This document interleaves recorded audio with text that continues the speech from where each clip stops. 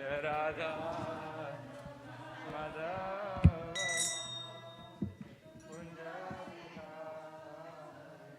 Jaya Radha Madhava Kunja Bihari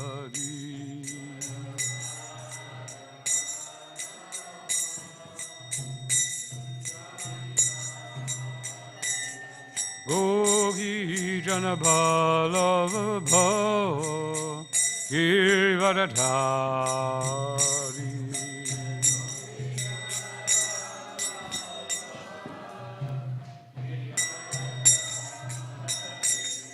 Gopi Jana Ballabha Giridharadhari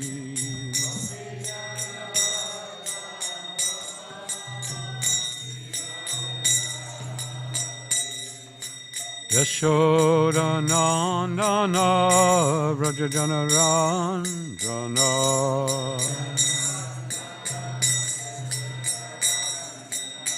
Yashoda Nandana Vrajajana Ranjana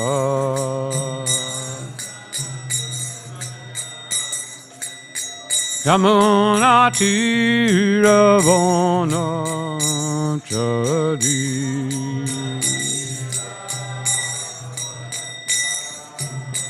Yamuna Tiravana Chari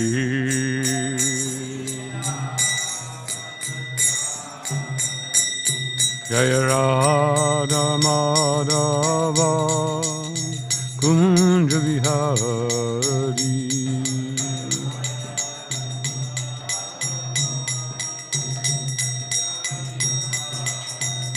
Jaya Radha Madhava Kunja Vihari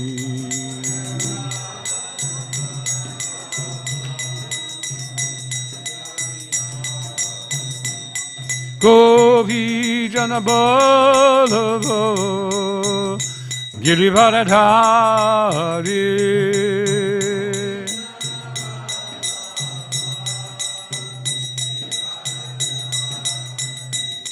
Gopi Jana Ballabha Giridharadhari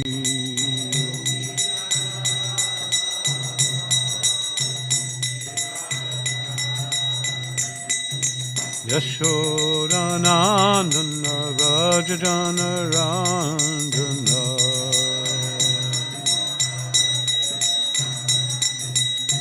Yashoda Nandana Vrajajana Ranjana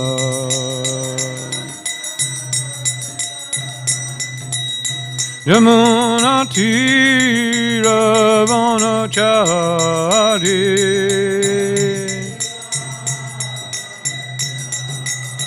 Yamuna Tiravana Chari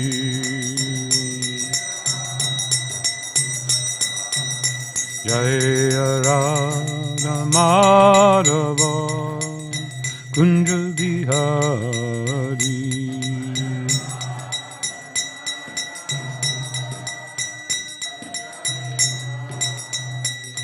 Hare Krishna Krishna Krishna Hare Hare Hare Rama Rama Rama Hare Hare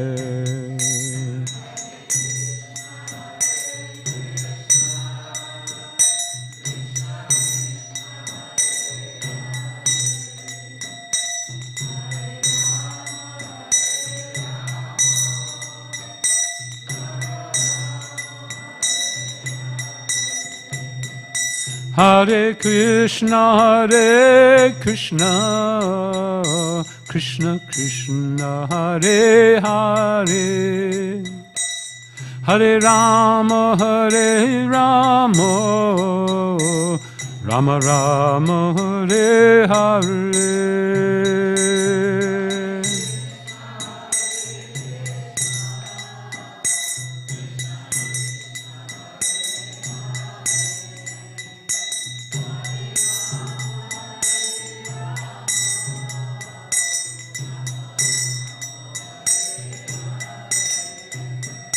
Hare Krishna, Hare Krishna, Krishna Krishna, Hare Hare,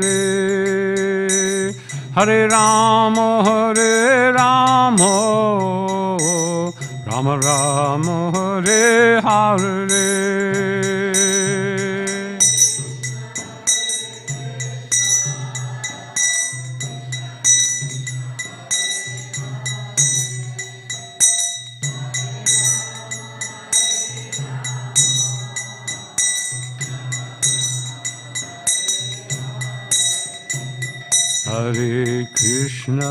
Hare Krishna, Krishna Krishna, Hare Hare, Hare Rama, Hare Rama, Rama Rama, Hare Hare.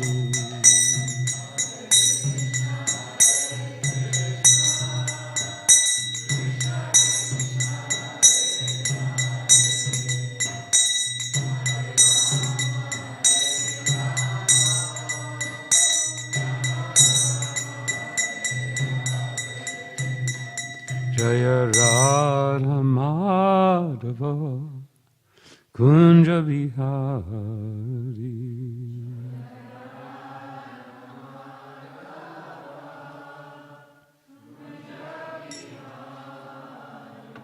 Jayom Vishnupada Paramahansa Bhaktivedanta Shatera Sata Shri Śrīmad Bhāgavatam Swami Shri Bhaktivedanta Swami Shri Prabhupada Ki Jai. Jayom Vishnupada Paramahansa Bhaktivedanta Shatera Sata Shri Śrīmad Shri Bhaktivedanta Saraswati Thakur Shri Prabhupada Ki Jai. Jai Anantakoti Vaishnava Vrindi Ki Jai. ISKCON Founder-Acharya Srila Prabhupada Ki Jai. Namacharya Srila Haridas Thakur Ki Jai. Prem se kaho Shri Krishna Chaitanya Prabhu Nityananda Shri Advaita Gadadhar Shri Vasadi Gaura Bhaktivedanta Ki Jai. Shri Shri Radha Krishna Gopa Govina Shama Kunda Radha Kunda Giri Govardhan Ki Jai. Shri Vrindavan Dham Ki Jai. Shri Mayapur Dham Ki Jai. Ganga Mai Ki Jai. Jamuna Mai Ki Jai. Tulsi Maharani Ki Jai. Srila Prabhupada Ki Jai. Grantaraj Śrīmad Bhāgavatam Ki Jai. Samaveta Bhaktivedanta Ki Jai. All glories to the assembled devotees, all glories to the assembled devotees, all glories to the assembled devotees, all glories to Shri Guru and Shri Gauranga, all glories to Srila Prabhupada. Om Namo Bhagavate Vasudevaya. Om Namo Bhagavate Vasudevaya. Om Namo Bhagavate Vasudevaya.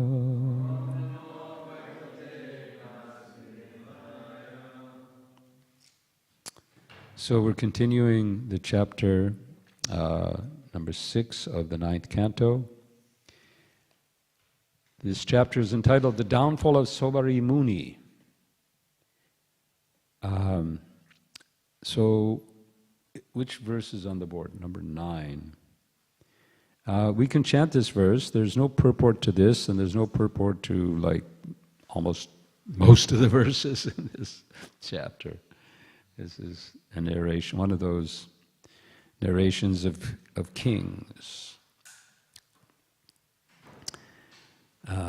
So we'll chant this, and then we'll see what to do.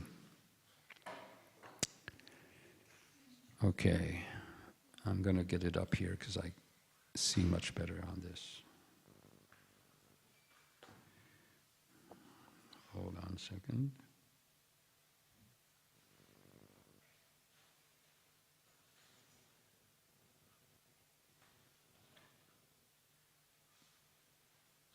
SB 9.6.9. Gyatva putrasya tat karma guruna bihitam ripa deshanikshārayang asya Sutam tyakta vidim rusha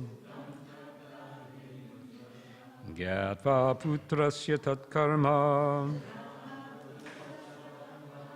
guruna vihitam nirpaha deshan nisharayam asa sutam tyakta vidim rusha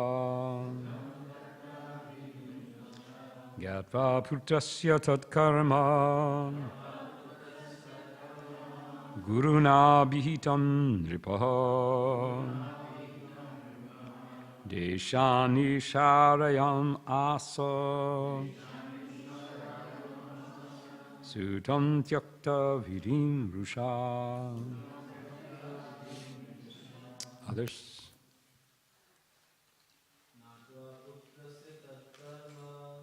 Gyatva putrasya tatkarma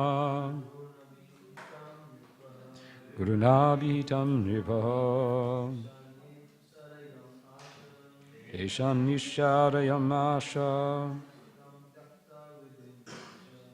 sutam tyakta vidim rusha.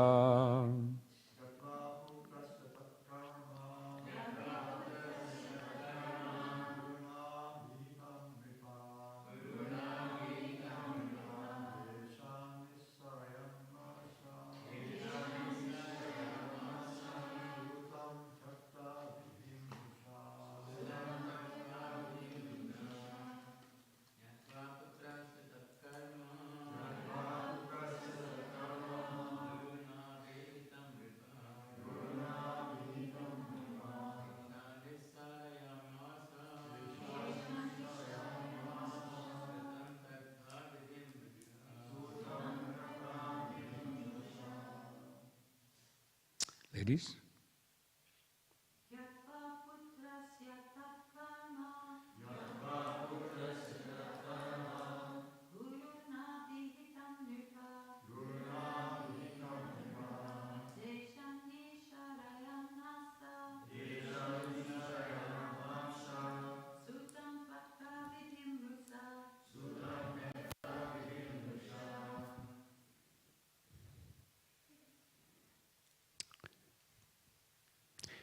Okay.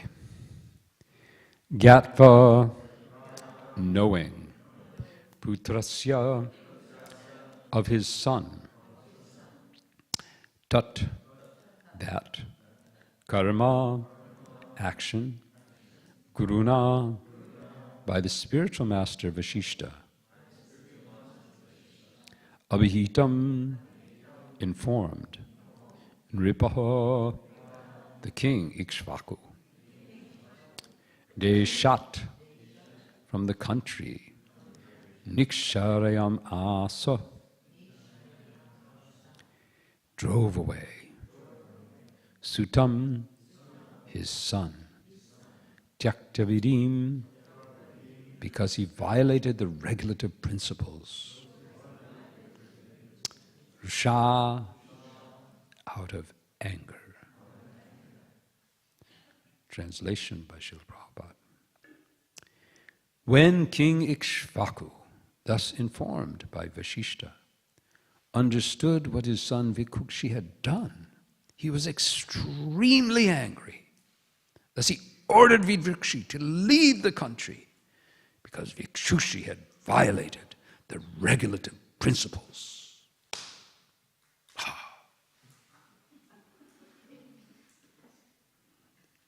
There's no purport to this. And there's no purport to the next 10 verses. And I thought, maybe I'll leave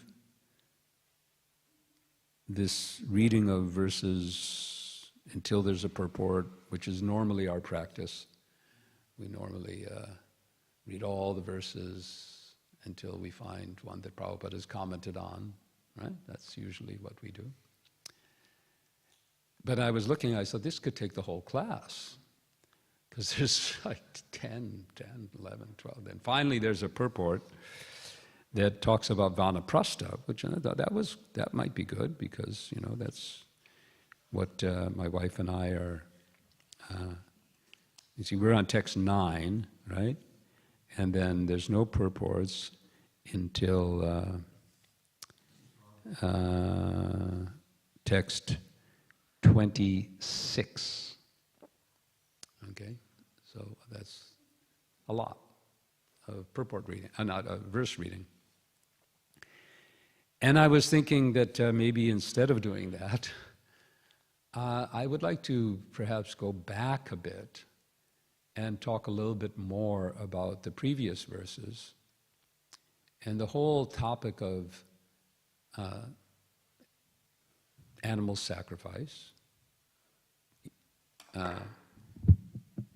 and jagya and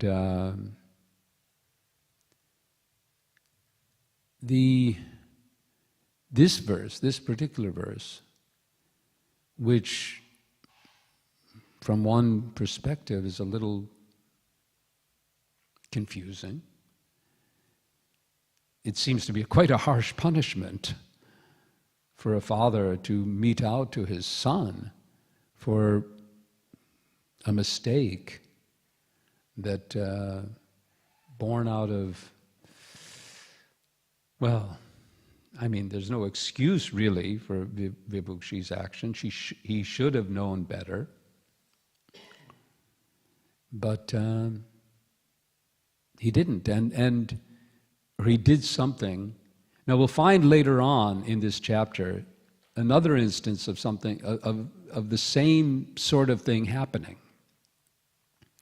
I read forward, and I don't remember the names, because this chapter is one of those full of names chapters. This king, this, that, I mean, it just was the son of this, and he had these sons and those sons, and they did this and they did that, and this happened and that happened.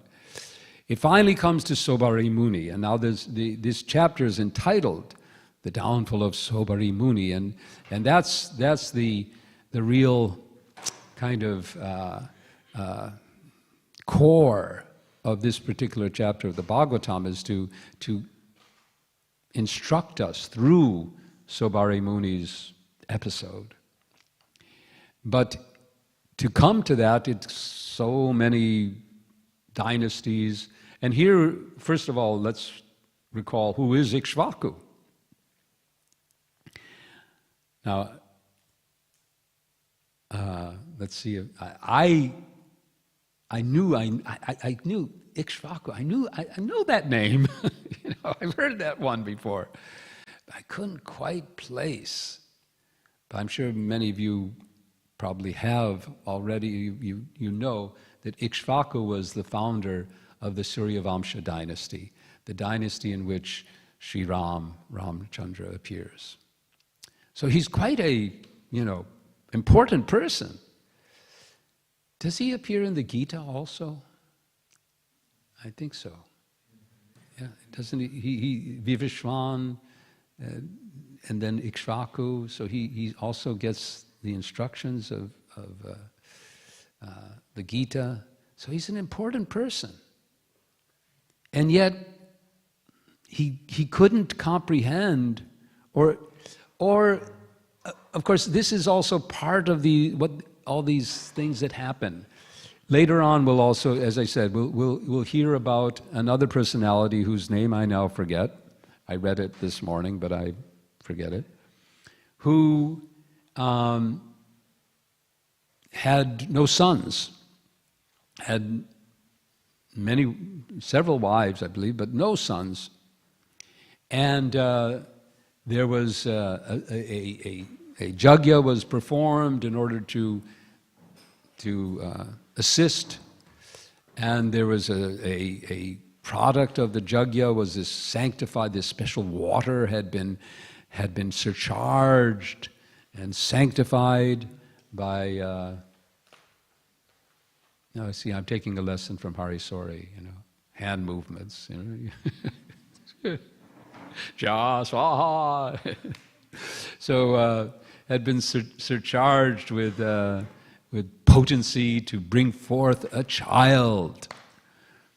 And somehow, and it's described in this particular episode, the Bhagavatam does say, by the will of providence, right?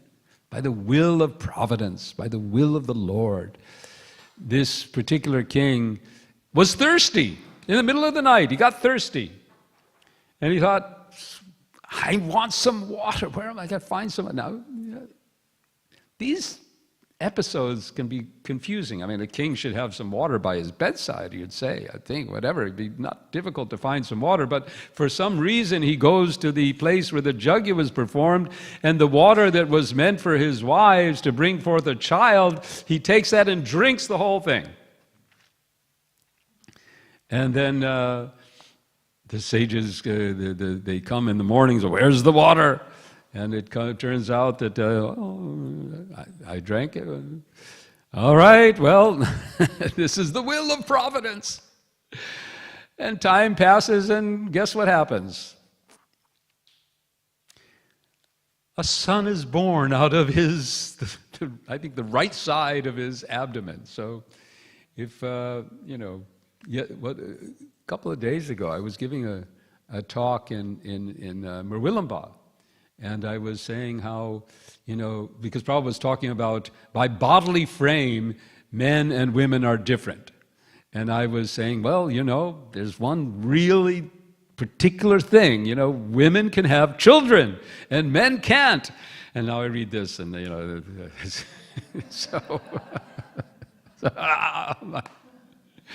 but, that was quite a special case. Didn't happen very often either. But I think it did. There were a few cases of men bearing children because of these things.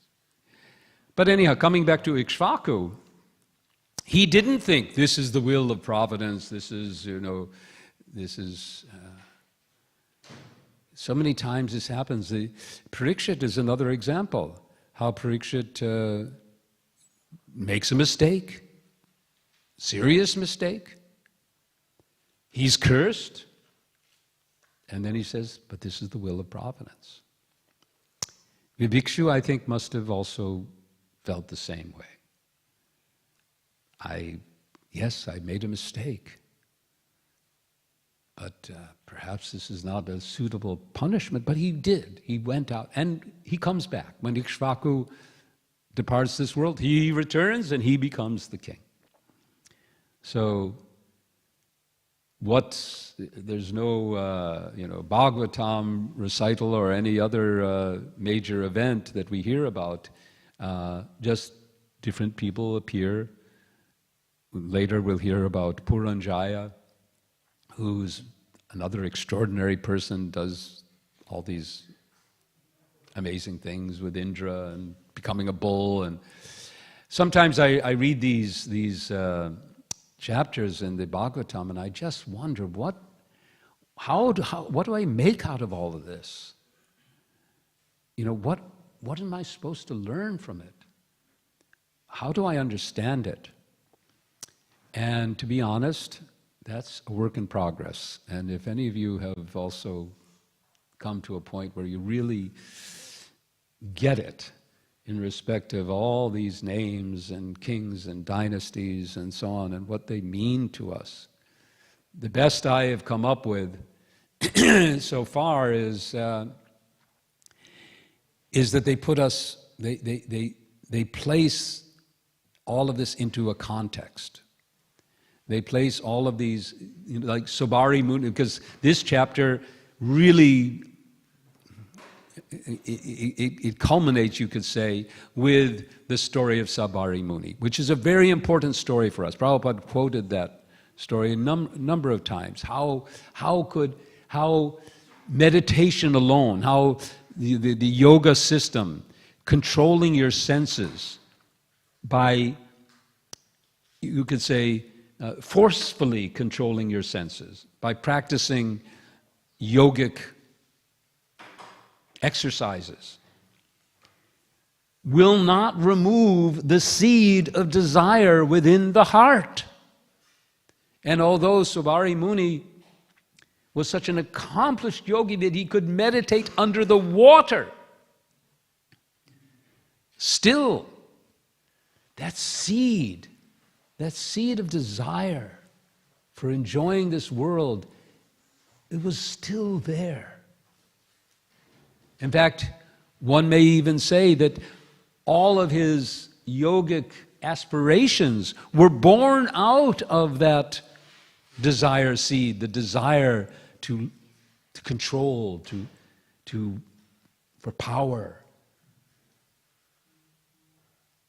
And he had such great power that once that desire fully arose in the form of sex desire, observing fish. Now that is also quite bewildering because I don't know, fish.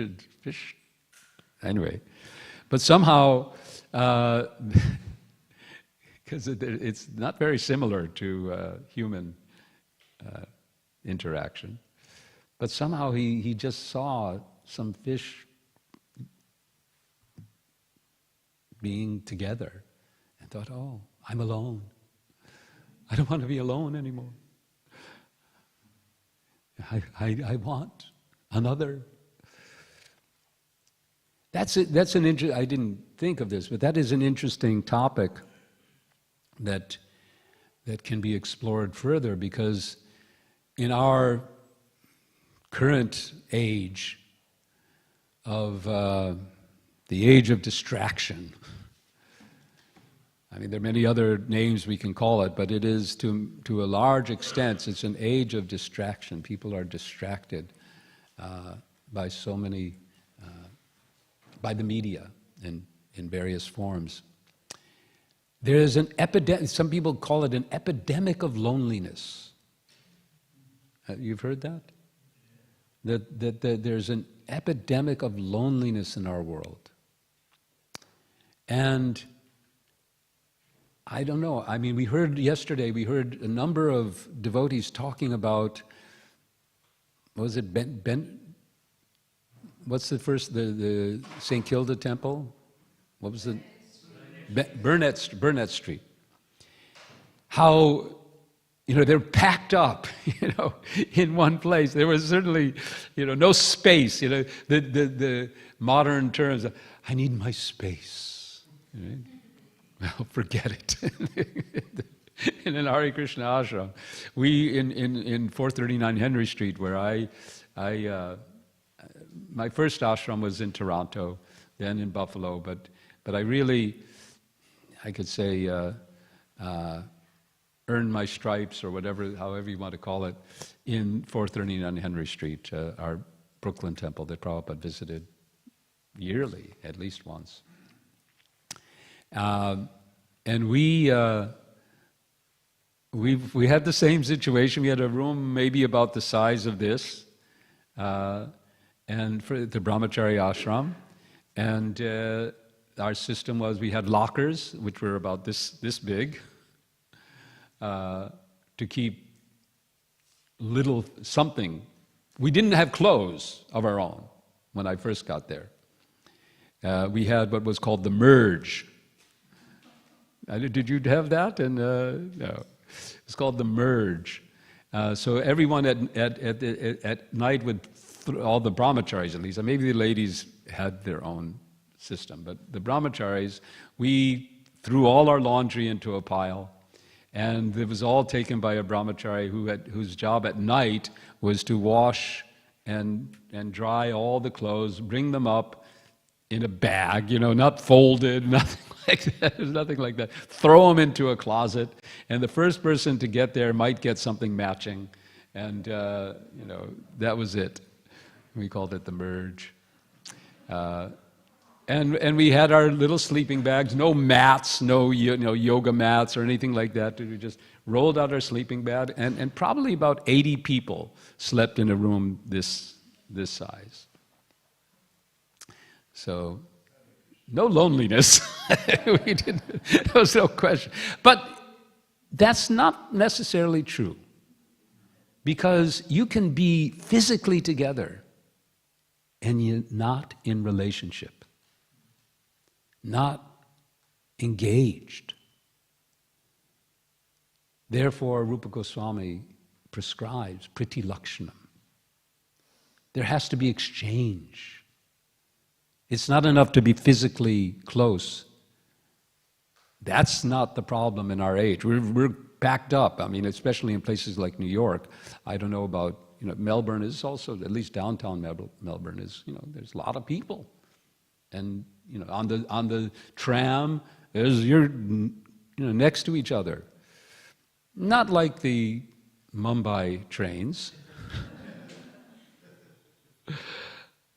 I sometimes reflect, I think the closest I've come, I think, to real hell was May in Mumbai, having to take the train from during the peak hour from Villaparle down to near Churchgate, and packed up. It's May, it's 90, 100-something degrees, and worse than that, it's 95% humidity. So, and these are people these are workers, so they don't necessarily change their clothes every day. So there's also that element. So I won't go into all the details, but it was, I thought this is hell. But I was doing it for some service, so. But that closeness, that physical closeness doesn't mean that you're together. There needs to be some exchange. Some exchange of words even, just some little words. Recently I read an article. I confess I read a newspaper. Some of you will appreciate that I read the New York Times. Others will say, you read the New York Times? But anyway, that's my newspaper. And there was an article about happiness studies, because the field of psychology began, initially it really did begin with thinking about how can people experience a better life, but it quickly became the study of illness, mental illness. And the field of psychology for 50, 60 years was simply focused on defining, treating, trying to understand illness, bad mental health. And practically no one was trying to understand what's good mental health, what constitutes happiness, how can be positive, and the field emerged called positive psychology. And there's been various studies, and one of the biggest studies tracked some people from, it was in Harvard University, and in the 30s, one professor identified a cohort of individuals who were achievers, and they wanted to kind of study, what is this? And they followed, those people were followed from 1930 all the way up into, till they died. And one Harvard professor was put in charge of, okay, let's keep this going, let's get what we can out of it. And other people looked at various other elements. And this article was like, after decades of research, the key to happiness is fully now understood, but you won't discover it alone by yourself. Kind of a play on words. Because it's obvious, probably to all of us, that happiness, actually, the happier people, the people who are happier, because now we're not talking, like we watched the movie, the video yesterday of the play with the happiness meter. Some of you saw that, right? Such a silly play, but it was a good concept, happiness meter. And the devotees was off the chart. And everyone, it was so silly.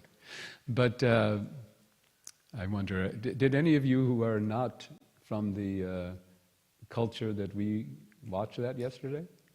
You were there? Did you see those videos? Could you understand anything of it? Some of them I did. You could kind of get that one? Okay. But so it's not that, I'm talking about in the material life, people are not really happy. But there are happier people. And the people who are happier are the ones who have relationships. They have relationship. They have, married people tend to be, if they have a good marriage, they are, on average, they're happier. And they made a study that even a small bit of interacting with another person can lift your mood. So talking to a stranger, for example, they did a study, and they found they had, did different, like they do, one group did it and one didn't, and so on. And they found that just by just talking to a stranger on a bus or wherever you are, lifted your mood. So, relationships, our movement is built. We have our own personal practices. We chant japa. We read scripture. But most importantly, we perform sankirtan. We come together. We come in groups. And what do we do also with sankirtan? We take prasadam. And we take it together. And we're here now reading Bhagavatam, and in a few minutes we'll stop and we'll share. We'll exchange our own realizations and so on. So we interact, we relate with each other. And in that way, and when it's done with love, when the basis is love. And how does that love arise? Because we can see each other in connection with Krishna. And it's love of Krishna that inspires us, that whatever little love we have for Krishna can enable us to love the devotees, and that love of the devotees builds our love for Krishna. So Prabhupada brought us together. Prabhupada brought people who may have had no other reason to be together. I mean, there were a few devotees who were already together and they came together, but for most of us, we were alone. I mean, I was alone. I mean, when I joined the temple, I was alone. I had my brother and another guy that I was hanging out with. They had gone, and I was alone. And I was brought in to this family. And there was an immediate connection. Krishna arranged it because I had become a devotee of Jesus. I was not raised as a Christian. My parents were, at best you might call them agnostic, but they were scientists and sociologists, and we didn't go to any church or do anything like that. So I didn't have any, but I left all of that and I pursued the life that I think some of us at least, pursued of the 60s. And I joined a religion, the religion of drop out and drop in general. But I had developed an attraction to Jesus, and I'd read the Bible and I'd heard some things, and I'd come to some idea of being a servant of God. And when I came to the temple, I was just taken by by everything, but particularly I had three things I tell people. There was three things because many people ask, I mean, I'm sure Hari Sori and Aniruddha and all of you, when you meet somebody, and they say, how did you join? How did you become a devotee, right? Isn't that like a common question? How did you?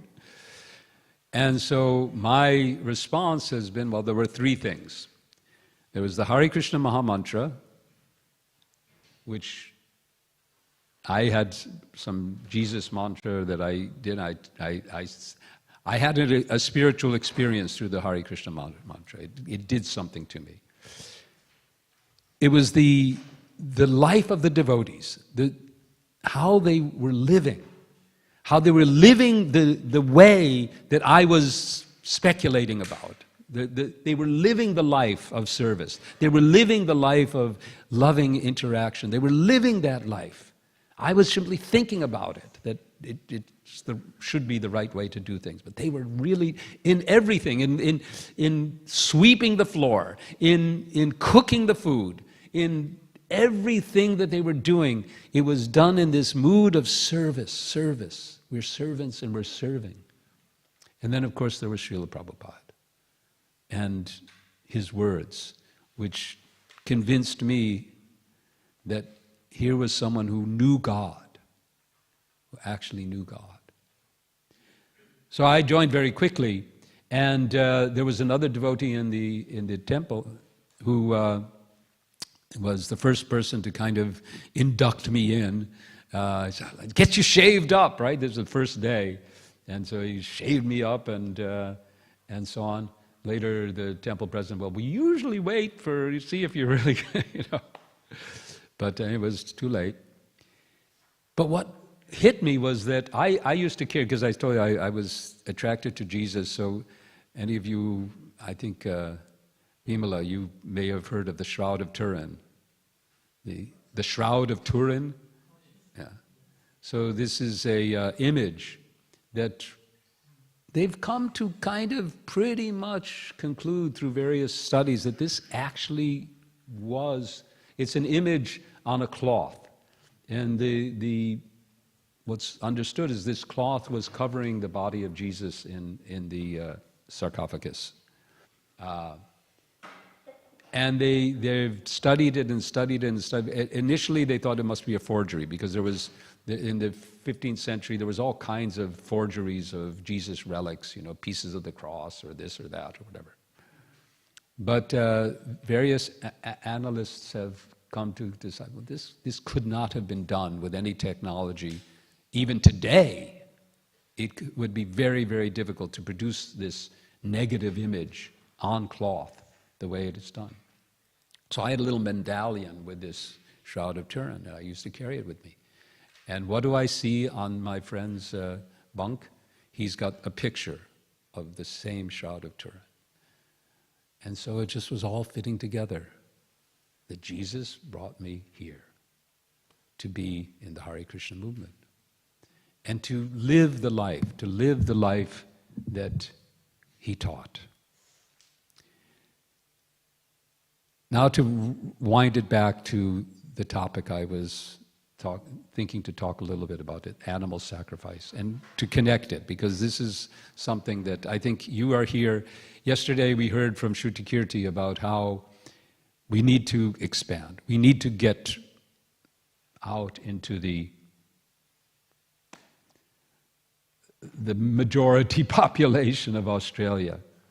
And I don't know this, but I think it's probable, even more than America, that the majority of Australians are somehow connected to Christianity. I think that's, would that be correct? Not now.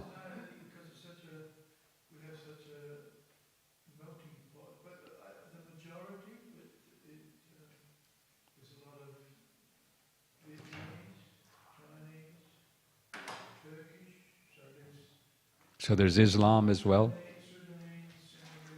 Yeah. But those are all Abrahamic traditions too. So if we, they're... No, but to Islam, to Abraham, to the... You got everyone. All right. So maybe it's relevant, not so relevant, but often Christians and other, they point, well, in the Bible there was animal killing. There, the animals are made for our consumption and so on. And there's one thing though that I wanted to point out, that Jesus was just before, the evidence, good evidence that his crucifixion was on account of his actions in the temple. When he entered the temple in Jerusalem and drove out the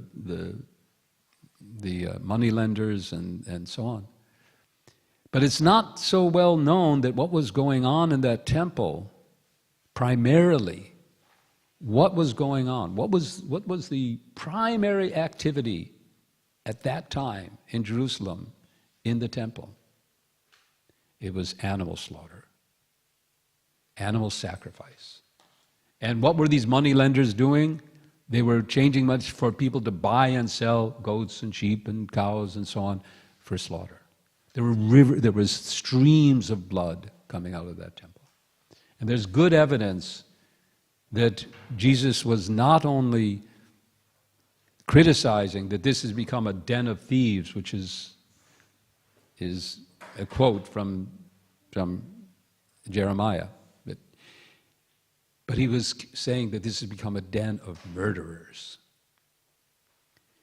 So, where does animal sacrifice fit? Chaitanya Mahaprabhu was challenged by the Chandkasi. He said, well, your Vedas, they offer animal sacrifice. And here we have, in the Bhagavatam, animal sacrifice. There was, recently I read an article by Chaitanya Charan trying to answer the question, well, what about, in Ramayana, did Ram kill animals in the forest? He was a Kshatriya. And we just heard how the Kshatriyas would kill animals in the forest. And there's a verse in the Ramayana which uses the same term, mamsha. So this question arises. He counters it, he says, well, there's other interpretations of mamsha. It doesn't necessarily mean meat. It can mean other forms of food. And in the context, it can vary. He makes a strong argument that in the context of that particular verse, it seems to refer to the collection of roots and vegetables from the forest. But there are other examples, and this is clear. This is a clear example of killing animals either for sacrifice or for food. And Prabhupada talks about it, that the Kshatriyas would do this. But then he goes on to say that in the Kali Yuga, it is forbidden. And just to close, that I was talking about, well, how do I take all of this? What do I do with all of this? All these stories and narrations. And I was saying that, well, it puts things into context, what's going to happen next. But it also gives us a way to see what was then and what is now. What we'll find later on that Saubhari Muni, he ends his life and enters a fire, and his 50 wives, they go with him. And we know how in the case of Pandu and his death, how Kunti remained to take care of the children and Madri entered the fire. But we think today, for the wife to enter the fire, the funeral pyre, this is barbaric. But if we take it into the context, this context, in this chapter, we'll find that the kings are consorting with the devas. This Puranjaya, he becomes a powerful warrior on behalf of Indra. So the line between what we consider our earthly plane and the heavenly, the plane beyond, was not so, how you should say, obscure as it is now. I mean, now we have no idea. But in the days that this is taking place, the devas regularly came to associate, came to the earthly sphere, and you can just imagine, Pandu, he's Madri's thinking, I'm going to follow Pandu. So for her, the funeral pyre was simply a portal. She knew. She had actual experience in those. They had practical experience. Today, no one who's seen that. I mean, some people may claim to have, but generally speaking, we don't see devatas flying in the sky, and all the wonderful things that we hear about in the Bhagavatam. This is Kali Yuga. We don't experience any of this. But by taking the Bhagavatam and understanding that there were other ages, the age we're in now is an age of darkness. We don't see. We can't see the world beyond, our limited, very limited vision and our instruments. We cannot see the higher realms. We cannot see the subtle energies. We cannot see the other dimensions of reality. And so we think this is everything. But the Bhagavatam describes all of this so that we can understand and know there is much more. And then when we hear about these animal sacrifices, or various things that are here, then we can put it into the context of those ages and try to understand it. I still don't understand it, but we can try at least to say that at least we can take shelter of the fact that this was a different age. It's not now. So to bring up these things from these activities of these previous ages and say, well, it was done in the Vedas or it was done here, that was a different time. Now, there's one Yajna, the Sankirtan Yajna. That's the Yajna. And that Yajna is founded on love, founded on no violence. I mentioned I joined the temple in Toronto, and one of the first things that I had to do, the temple president said, well, have you told your parents? So, well, I haven't spoken to my parents for about 6 months, and they don't know where I am. And his response was, a devotee never causes unnecessary pain to anyone. That's the definition of nonviolence.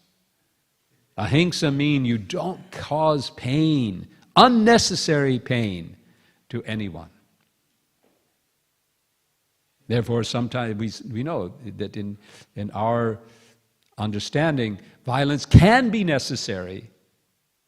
It can be necessary, but never be violent without righteous, dharmic cause. And so he got me to call my parents, and unlike other parents whose reaction to their children joining the Hare Krishna movement was perhaps a bit negative, my parents were relieved. They were quite relieved. Oh, he's escaped that craziness. And now he's not taking drugs, he's in a good hands, we know where he is. So, all right, anyway. I said we would leave some time for interaction, so let's do that. If anyone has any, yes, sorry. Comments, questions? Yes, am I? Just a small comment. This thing about having the need for interaction, to share with other living beings.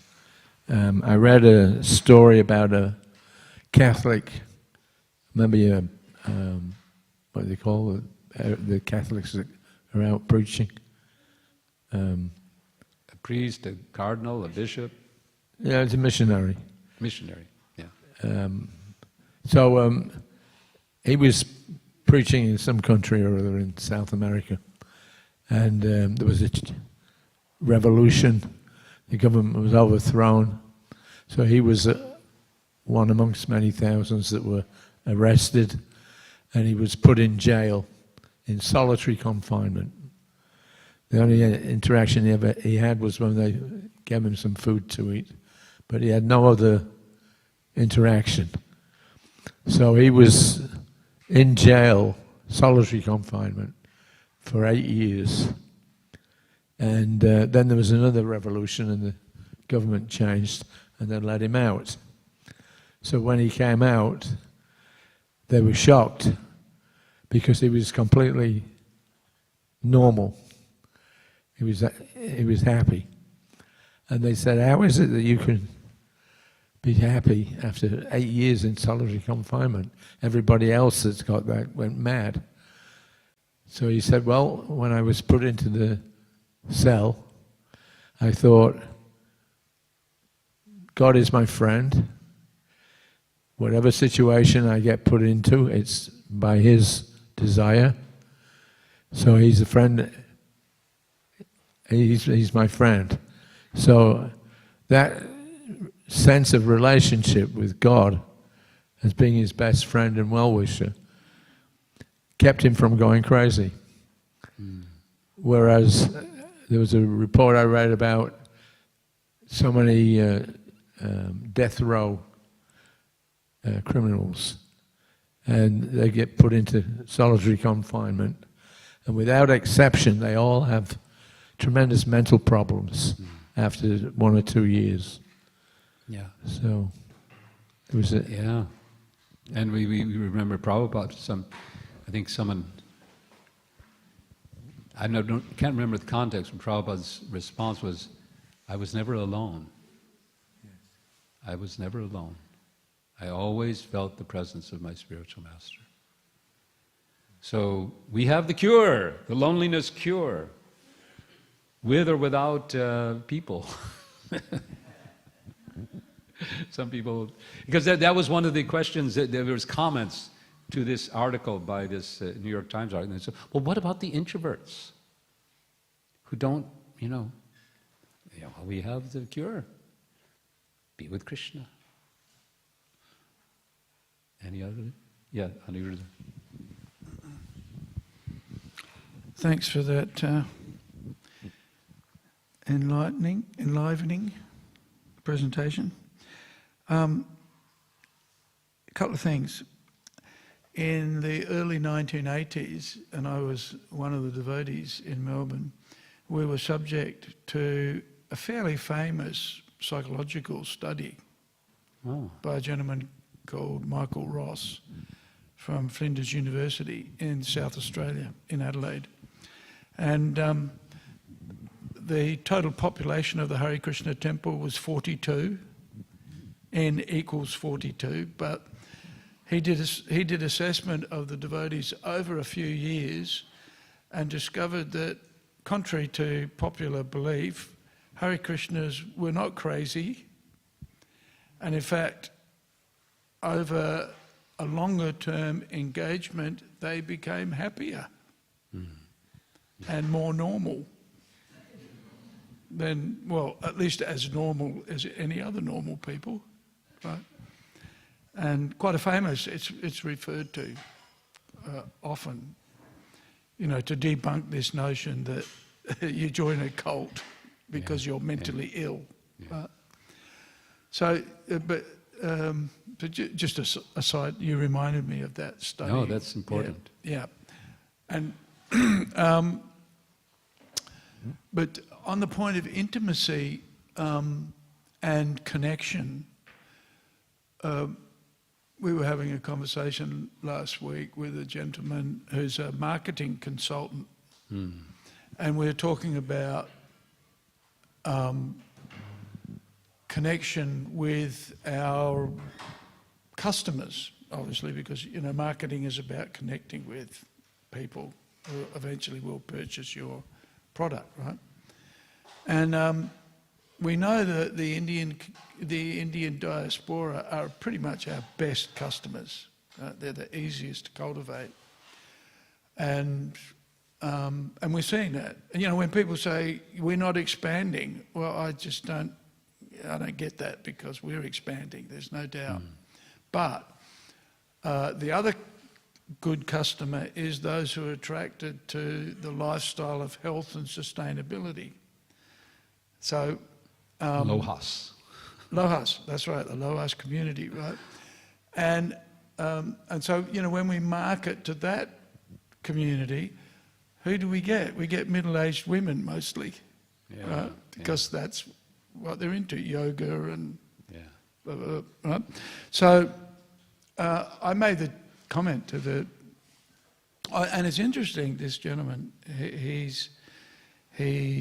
has used to eat a couple of times a month at Govinda's, right? Practices Hatha Yoga himself a few times a week, so an interesting character. But I said to him jokingly, in the 70s, our marketing was chanting Hare Krishna. We'd go out on the street and just broadly broadcast, here we are, we're the Hare Krishnas. And that's how we attract, that was our marketing. And that's Lord Chaitanya's, the original marketer, I guess, in ISKCON, out chanting. And Prabhupada gave the example of wet grass and dry grass. If you want to start a fire, then you throw a match into dry grass and then poof, up it goes. Throw a match into wet grass, right? So in many respects, the chanting of Hare Krishna is our drying the grass process, right? And I remember when I saw the devotees chanting Hare Krishna, I was struck by the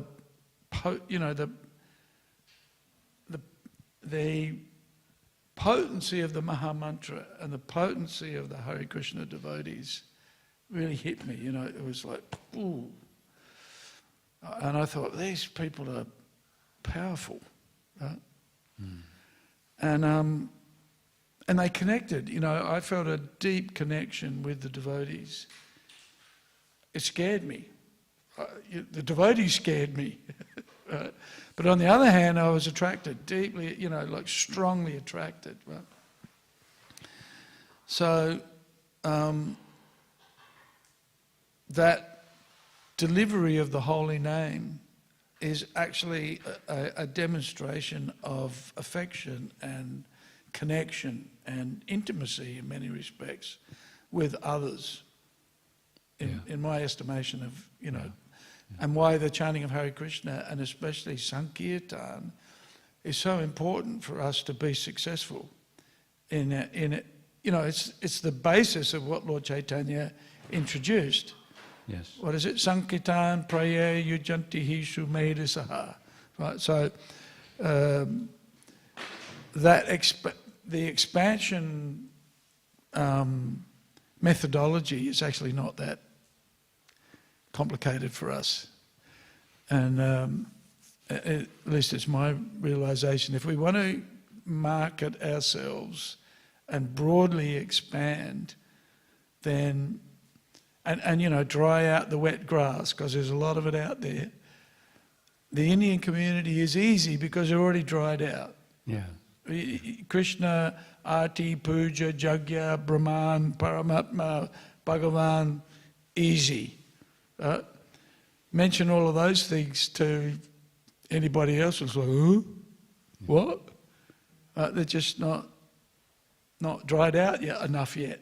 And so the advantage that I see, at least with, some people say, oh, you're just cultivating the Indians. And I hear it more often. But at least they're more pious than most other persons. And so next thing is to convince them, go out on Harinam. That's the thing. But good for us, Yeah. or them if there's a difference, right? And good for everybody else. And it's that intimacy, it's actually showing affection and kindness. According to our philosophy, it is. Right? Giving the gift of the holy name, Yes. that's a real sign of affection. Yeah. And I think many of us have experienced that when we meet people on Harinam, those who are pious, they say, it's so wonderful what you're doing. You're giving this out. We love what you're giving. I could get into some other stories about that, but it's a gift, right? Like you say, we're making a gift. We're making an offering to the world. Here's the holy name. Hear it. Take it. Try to get people to chant. I would hope that, one of the things, when I go out, my favorite thing when I go out on Harinam is to pull out my mantra cards and say, okay, can you say this? Hare Krishna, Hare Krishna, Hare Krishna, Hare. And get people to actually just one time chant the Hare Krishna mantra. And that's such a gift. To get, and then then it goes on. And can you take a book? You did it, but at least if they've chanted one time, and of course, even they just hear one time, everything is their path has been opened up. So it's a gift. Yes. I guess we have a few more minutes. I don't know. I looked up some numbers for you. This is from the 2021 census. It says that 44% of Australians identify as Christian. A surprising number is that 39% report no religious affiliation. Yes. Do they say SBNR? Is that one of them? Spiritual but not religious? No, I haven't got that detail. Yeah. But there's 17% makes up everyone else. That's the Hindus, the Buddhists, and everyone else. Yeah. So that 39% Yeah. people who don't affiliate with anything, 39%. they're a target audience to try and convince. Yeah. Attracts. Yeah. And amongst them, there are the atheists, and so on. But there are also these SBNR. I'm spiritual, but I'm not religious. And that, there are many, we're not the only ones faced with, because we probably have the strongest argument for spirituality without religion in the sense of institutionalized, dogmatic religion. But still, we are religious. Prabhupada described it. You may have great philosophy, but if you don't practice, if you don't have a practice that is according to a system that is authorized, not that you just invent your own practice, but you have an authorized system, then you're simply speculating. But if you, and vice versa, if you practice and you do all the ritual, you do all the trappings of religion, but you don't understand God, then it's simply, you become fanatical, and that's we see that. So bringing that group, it's a big market out there. And yes, the holy name is I think that's a nice analogy, that it begins to prepare people But then we have to be ready to receive them and have ways for them to come forward and chalk out a path. One of the things that I'm trying to do in New York is to help them to define better the pathway. Okay, because they do Harinam every day. 6 hours of Harinam is there. And people, they hear, some people get interested. So then they come to a program. What's the next step? What's the next step? What's the next step? And one of the things that I'll just end here, unless, do any of you have a comment you'd like to, the men have shared, if you want to share something. But that to bring them into relationship with Srila Prabhupada very, very early in their journey, to make that relationship. Because for us, I mean, you described the person in jail who had you know, he was focused on his relationship with God. Prabhupada's example was he was focused on his relationship with his spiritual master. That's what made him feel never alone. And for us, I would like to suggest that that's also key for all of us, not just those of us who were initiated by him, but everyone, that having a strong personal relationship with Srila Prabhupada can help take us through all those twists and turns in our lives that are inevitable, and really feel that.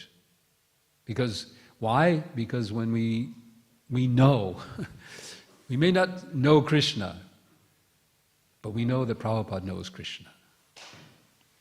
And so, knowing Prabhupada, we get close to Krishna. That's my... Yes?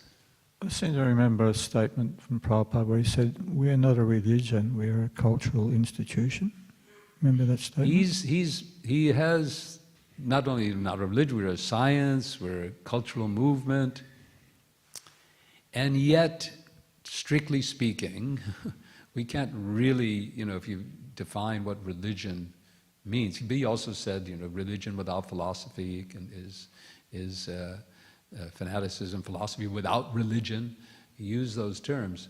So he also used the term cult in terms of describing our movement, and yet we don't usually use that term. So words can have many meanings. And I think, Prabhupada's emphasis here is that we're not sectarian. That was his...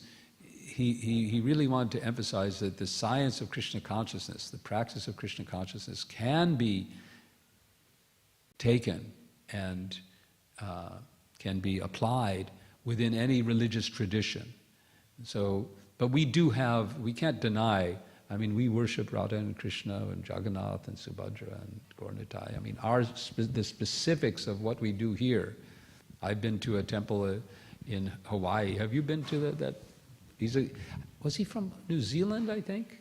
I'm not sure. I can't remember his name. Maybe from Australia. And I forget his name. But he has a temple of the universe or some temple of something. And there on his altars, Jesus and Mary and, everyone's there. So that's, we don't do that. We have specific traditions, we have specific rituals, we have specific things that from any other definition is religion. But it's based on a universal philosophy and science. And I think Prabhupada wanted to stress that. And because he also, and I'd say that's another challenge for us going into the future, is how do we practically apply that in these, in other spheres? How open are we to practice of bhakti in a different form? I'm not going to, that was such a big, yeah. What's that? As long as they chant Hare Krishna, it's fine. Well, what if they want to chant some other names? What if they want to chant? What if they're in the Hebrew tradition where the personal name of God is not to be spoken, but we say Elohim, Adonai. There's a, you can look it up, the Jewish, the Kirtan rabbi. He conducts Kirtan, and the name of God is not personal. It's Elohim, it's Adonai. Describes God. Prabhupada encouraged other faith traditions to worship in their own way. But he taught specifically, Yes, we're the Hare Krishna movement. chant Hare Krishna.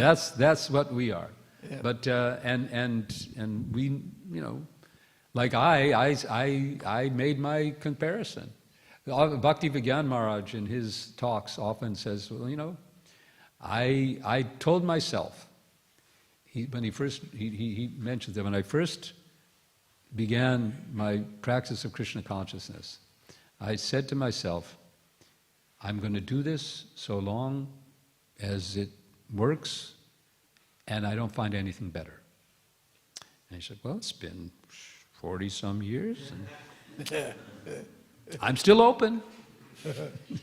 Show me something better than this. And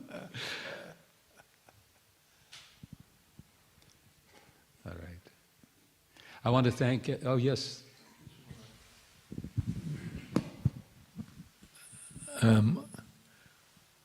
I read just recently a comment that Vaidhi Bhakti, Sadhana Bhakti, is religion. And Raganuga Bhakti is when you go into your natural relationship. Yes, yes. So when you have to practice regular rules and regulations, that's religion. Yeah. When you come to the spontaneous stage, that's love. Yeah, yeah. So religion is only good as long as it helps you to attain Yes. Yeah. the actual. And it is good for that. That's why, that's the counter to the SBNR. We want to be spiritual, but not religious. But you can't be spiritual. You can't reach real spirituality without going through some steps, some principles, some sadhana. And the sadhana is what we get from the religious traditions. So that's what we get.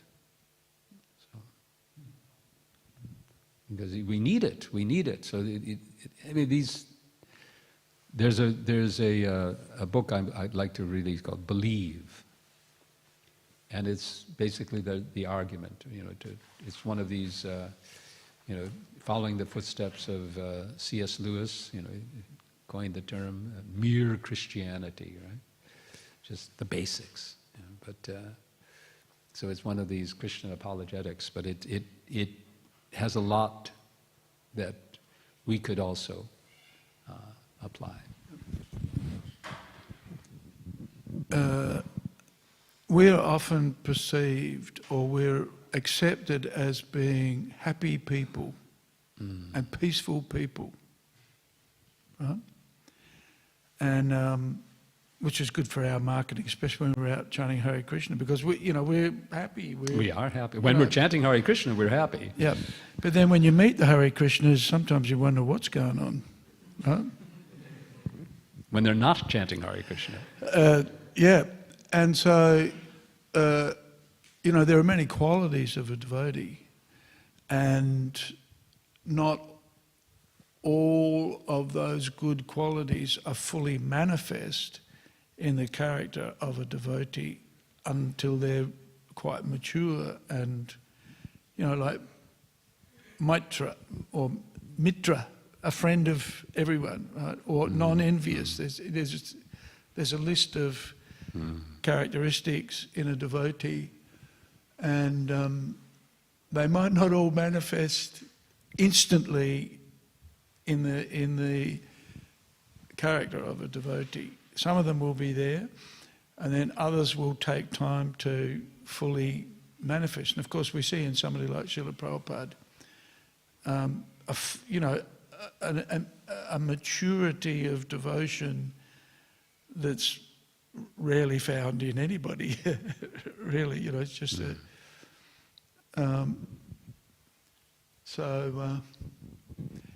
Yeah, we've still got to go out and chant Hare Krishna and attract people, because that's how they perceive us as being peaceful, happy people in that context. But at the same time, also we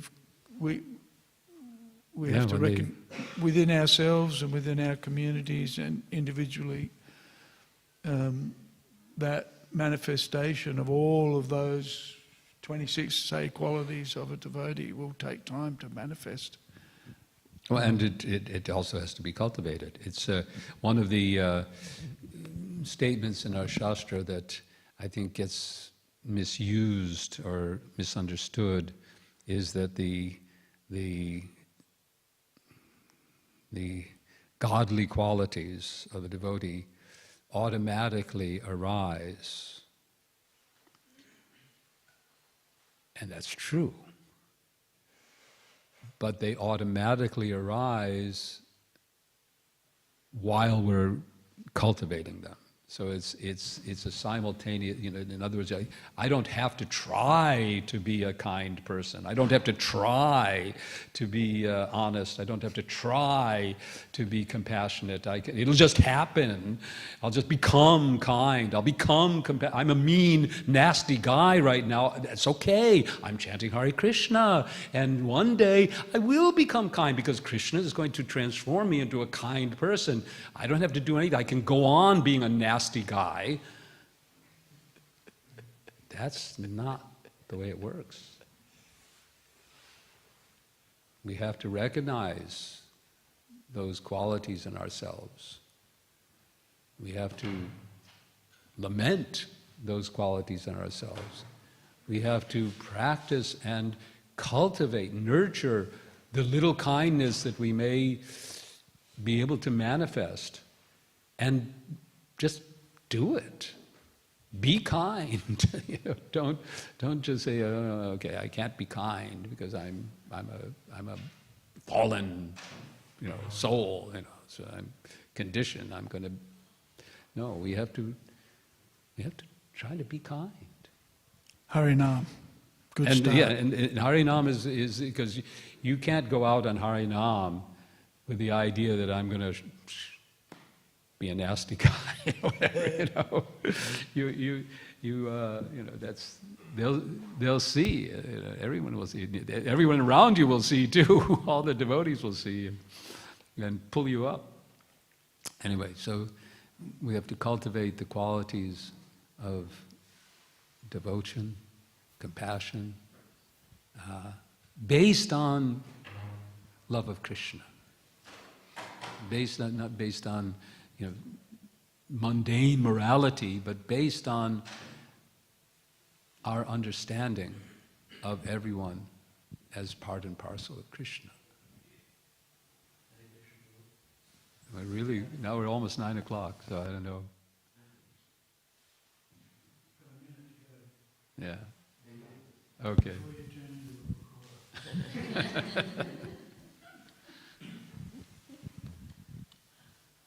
Yes. Maybe after the class I had a question. Thank you, Prabhu. Sorry I was a little late. I got stuck in traffic. My question was, when you're talking about the future and everything in this room, we have, if we add the number of years, we have experience of Vaishnavas as old as our tradition, 500 plus years perhaps. So many senior devotees are here. So I had a question about the future of ISKCON inside of the two observations that thinkers have about our tradition. One is the influx of orthodoxy, which is coming through the Indian smart Brahmanism, a lot of focus on karma kanda, a lot of focus on traditional things, as if although they have nothing to do with bhakti. And the other is often the very strong terminology of Western Sahajaism, where rules don't matter. If you have to remain relevant to the world, then you have to make a lot of adjustments. So I was thinking to get some thoughts. We have so many senior Vaishnavas here on these, the orthodoxy and the liberalism and what's the future like for us? Well, I think that the future is talking about it and discussing it and trying to use, to invoke Krishna. Krishna says, I am amongst logicians or something, I'm Vada. I mean, that is conversation in which both the different parties to the conversation, although they may have different opinions and different perspectives, have one goal, which is to come to a harmonious understanding of the way forward. And because it's not, and because there's different situations, different contexts, different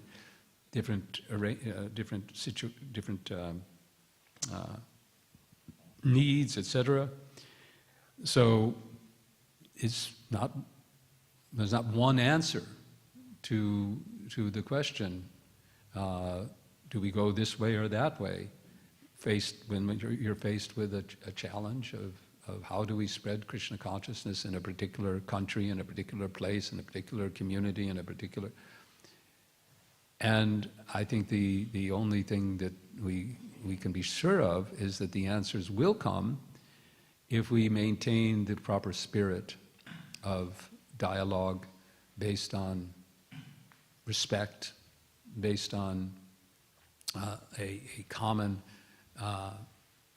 desire for truth, and we try to really listen to the various perspectives, and we try to analyze. I mean, what did Prabhupada say when he was asked about how our movement will go forward? You know this story? You don't know this story. So it was the last weeks, I think, of Srila Prabhupada's physical presence with us. And in the middle of the night, I believe, Hare, sorry, you can correct me if I get things wrong, he called Giriraj to his room. And in a feeble voice, he asked Giriraj, how will the movement go on? And Giriraj's response, well, Prabhupada, we keep chanting our 16 rounds, following the 4 regulative principles. The movement will go on. And Prabhupada was quiet. And, again, weak voice. He just said, intelligence and organization. We have to be organized. We have to improve. I believe that there is a seminal book which I wish more devotees would read. It's called the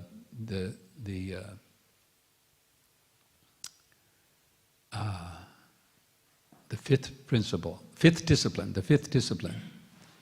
It's by the fifth discipline by Peter Senge. The art and practice of the learning organization. The learning organization. So I believe that the more we become a learning organization, and the more we pray and try to get the intelligence how to solve these, what do we do, we know the dangers of both, like you said, there's a danger on both sides. There's a danger, it's so interesting that in Rupa Goswami, he gives the terminology, he says,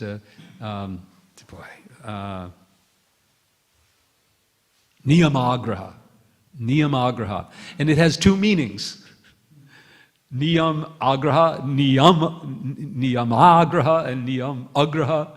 So both in one word, you've got 2 problems. You've got the problem of too much attachment to the rules and not enough. So it's that same challenge is there when we're faced with these do we put on a play like we saw last night, the plays of the 60s, or do we put on a play on the appearance of Lord Jagannath with which no Western person will understand a word of it, practically. So do we sing? Do we do a rock opera? I mean, in the 70s, the devotees put together a rock opera, and Prabhupada saw it. I don't think Shrutakirti may have been there, because he probably was there. Prabhupada came and saw the rock opera in Pittsburgh, and this was a full-on rock, 2 drums, 3 lead guitars, good musicians too. They were good, and the music was good, and everything was good, and Prabhupada liked it. But later, Sudama Maharaj at the time, he joined the party, and but they stopped coming to Mangalarti. They stopped some of the, not really orthodox, but just, basic, and Prabhupada pulled the plug because he saw where it was going. So, this is the kind of intelligence that Srila Prabhupada. I spoke. There's a saying which unfortunately I'll have to disappoint you. We can't find anywhere where Srila Prabhupada actually said these words. Books are the basis. Preaching is the essence. Books are the basis. Huh?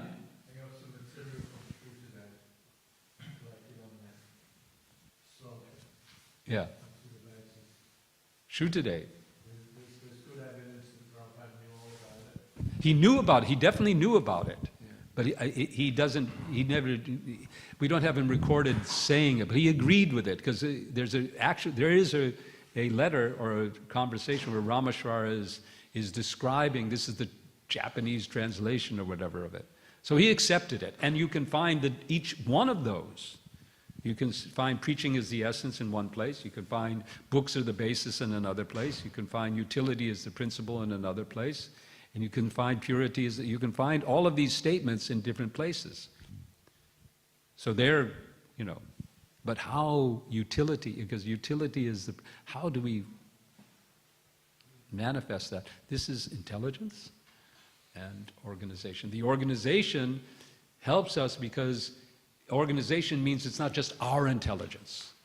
It's the combined intelligence of an organization that is working together.